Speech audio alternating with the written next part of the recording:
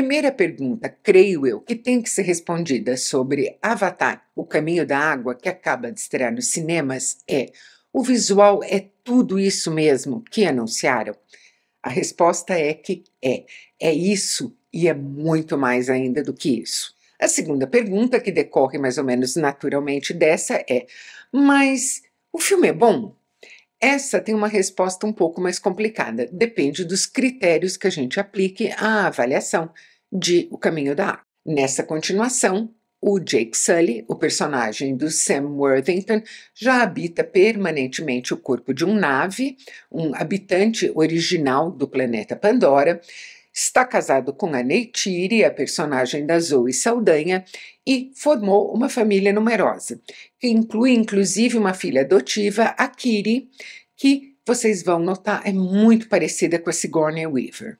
E ainda bem, porque a Sigourney Weaver não é só a musa mais duradoura do James Cameron, ela é uma atriz fantástica mesmo. Estou felicíssima que, de alguma maneira, ela tem uma participação aqui. Pois bem, os Na'vi estão na maior paz, porque no final do primeiro filme eles tinham conseguido expulsar os terráqueos que estavam explorando Pandora em uma rebelião comandada pelo Jake Sully, e estão ali só usufruindo aquela comunhão ultra intensa que eles têm com a natureza.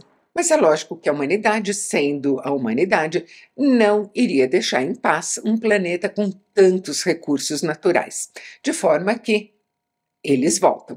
E eles aqui não é só um eles genérico, tem alguns eles bem específicos nesse caso. E com a reinvestida ainda mais pesada da humanidade em Pandora, é lógico, o primeiro prêmio a ser caçado é o Jake Sully. O que responde pelo fato de que o Jake, a Neytiri e família vão conviver agora com outros povoamentos Na'vi, povoamentos bem mais distantes e que vivem não da floresta, como o povoamento da Neytiri, mas vivem do mar e vivem também no mar de maneiras incríveis. O James Cameron ama o oceano e ele é um explorador intrépido das profundezas do mar mesmo. Ou seja, nesse novo cenário de Pandora, ele mostra tudo de que ele é capaz. No primeiro Avatar eu já tinha ficado besta com o uso que ele fazia das cores, das fosforescências, luminescências, e aqui ele eleva isso à máxima potência. Primeiro que as cores são maravilhosas, é azul celeste, azul turquesa, verde água, a tela inundada dessas cores o tempo todo, e eu não sei porquê, mas elas elevam a minha serotonina. Eu fiquei ali boca aberta assistindo aquilo. Segundo que, na minha opinião, pelo menos, ele é de longe, mas de muito longe, o cara que sabe usar 3D. O 3D do Cameron é de uma elegância sem par.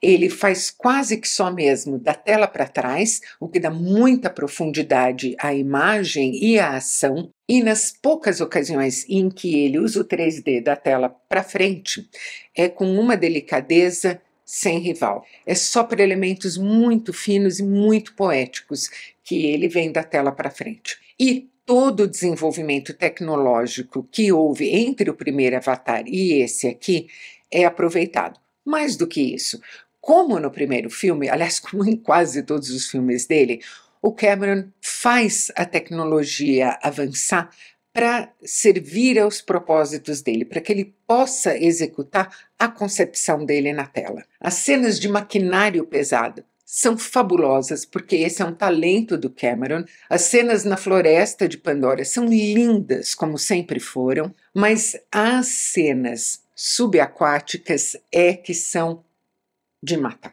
O Cameron usa muito digital? Usa, mas ele usa o digital para interferir no real. Ele prefere efeitos práticos o tempo todo, de forma que todo mundo que trabalha nesse filme teve que aprender a mergulhar. Mergulhar de verdade, prender a respiração pelo maior tempo possível, atuar embaixo d'água. A diferença que isso faz não tem tamanho.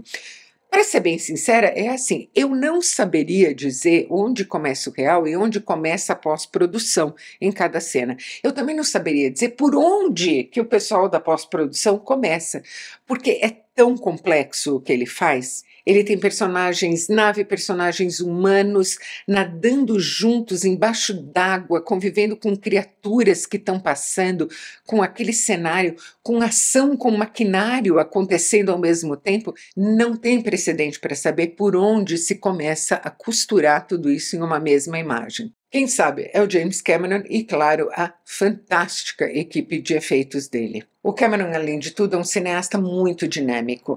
Ele entende muito do fluxo de um filme e a maneira como ele faz tudo se encadear faz com que as 3h12 de projeção de Avatar, O Caminho da Água, passem numa boa. Dito tudo isso, por que eu condicionei a resposta do o filme é bom ou não é aos critérios que eu ia explicar? Por quê?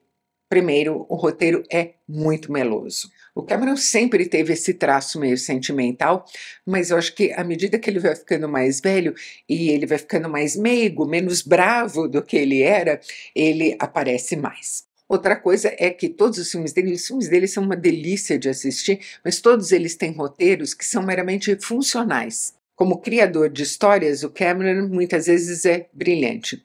Como roteirista, propriamente, ele é bem menos inovador. Aliás, ele costuma não ser inovador. O Cameron gosta de um clichê, e aqui tem vários deles, muitos deles. Mas tem também uma sinceridade que é muito típica do Cameron. Ele é um ativista ambiental imensamente dedicado, ligado à conservação de povos, à conservação de biomas, à abertura de novas frentes para a ciência no campo da conservação. E além de ser muito dedicado, muito ativo mesmo, ele é também romântico nesse particular.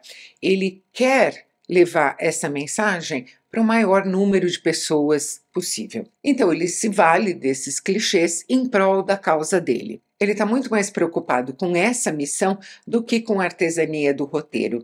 E a razão pela qual ele põe tanto empenho nesse filme, pela qual ele foi tão longe, mas tão longe na concepção da imagem, é justamente na tentativa de embriagar o público com a natureza. Cada pessoa que ele consiga persuadir a não aviltar a natureza, a agir de forma mais responsável em relação a ela, é uma vitória para ele. Eu não desgostaria se ele se preocupasse com as duas coisas ao mesmo tempo, mas eu relevo. Eu relevo porque ele tem uma capacidade que poucos cineastas têm no grau que ele demonstra, que é a capacidade de jogar a gente em outro mundo de uma maneira tão completa. Então, roteiro mais ou menos por roteiro mais ou menos, para mim fica assim: 2h30 vendo um monte de briga em computação gráfica e gente de capa e uniforme voando para lá e para cá, ou 3 horas completamente mergulhada na natureza exótica e luxuriante de Pandora.